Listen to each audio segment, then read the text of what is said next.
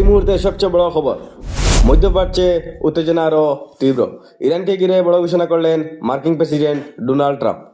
যুক্তরাষ্ট্র ও ইসরায়েলের যৌথ হামলায় ইরানের একাধিক সামরিক ঘাঁটি, ক্ষেপণাস্ত্র কেন্দ্র ও নৌবাহিনী গুরুত্বপূর্ণ স্থাপনা ধ্বংস হয়েছে বলে দাবি করেছে ওয়াশিংটন।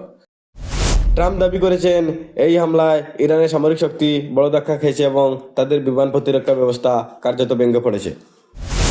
মার্কিন প্রশাসনের মতে এখনো পর্যন্ত ইরানের উপর 2000-এর বেশি লক্ষ্যবস্তুতে হামলা চালানো হয়েছে এবং বহু যুদ্ধজাহাজ ও সামরিক সরঞ্জাম ধ্বংস হয়েছে।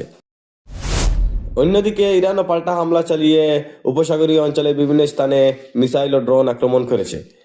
এদিকে ট্রাম্প বলেছেন, ইরান আলোচনায় আসতে চাইছে, কিন্তু এখন তাদের জন্য সময় অনেক দেরি হয়ে গেছে। মার্কিন কংগ্রেসে যুদ্ধবন্ধের একটি প্রস্তাবও তোলা হয়েছিল, কিন্তু ভোটে সেটি পাস হয়নি।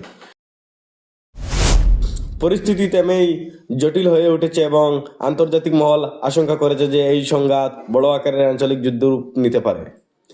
মধ্যপ্রাচ্যের পরিস্থিতি দ্রুত বদলাচ্ছে। ইরান আমেরিকা সংঘাত কোথায় গিয়ে থামবে তা নিয়ে বিশ্বজুড়ে উদ্বেগ বাড়ছে।